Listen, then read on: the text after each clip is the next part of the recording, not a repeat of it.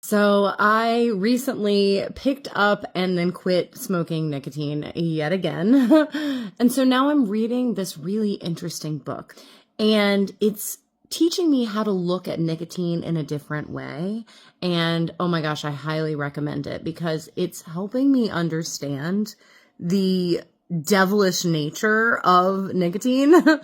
So basically what nicotine does is it kind of just makes you low-key withdraw constantly, because nicotine doesn't really even stay in your system all that long. And so before too long, you just find yourself with this really unpleasant anxiety, this really strong craving that then you relieve by vaping or smoking again. So what you think is giving you pleasure or relief is literally just the relief that comes from not having this unpleasant stimuli that you've gotten used to. It's the same type of pleasure that you would get if you wore shoes that were too tight all day.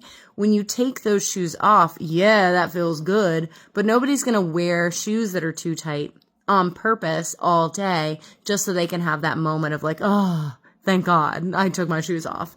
But that's what nicotine does. And I really have experienced this myself, because when I am actively smoking nicotine and I can't step outside to have a moment to smoke, I get so anxious. I get so agitated. It's kind of a promise that never happens. It's a belief that it brings some sort of anxiety relief or stress relief. But really, it's just relieving the anxiety and stress that it causes from you not being able to have the substance that you're addicted to, which is nicotine. Nicotine really does nothing for you, but the average nicotine user spends $140,000 in their lifetime. So if that's not a good enough reason to quit, I don't know what is. It also talks about how the fear that you cannot cope is very, very strong. You believe that you have to have either a vape or cigarettes to have this feeling of relief or to have this special pleasure.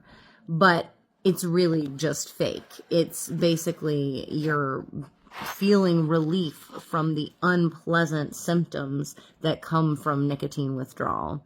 So it is a narrative that I tell myself, though. I tell myself that I need help coping with life. And I've seen this belief cause all sorts of addictive behaviors. But it's not based in reality, because I'm a really strong person and I've been through a hell of a lot. So this moment of clarity is very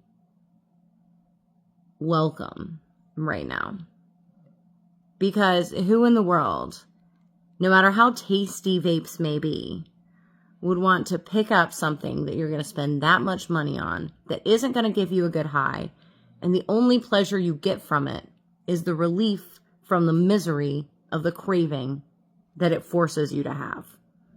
I mean, a lot of drugs are like that, actually. They're all promise, and they just don't deliver.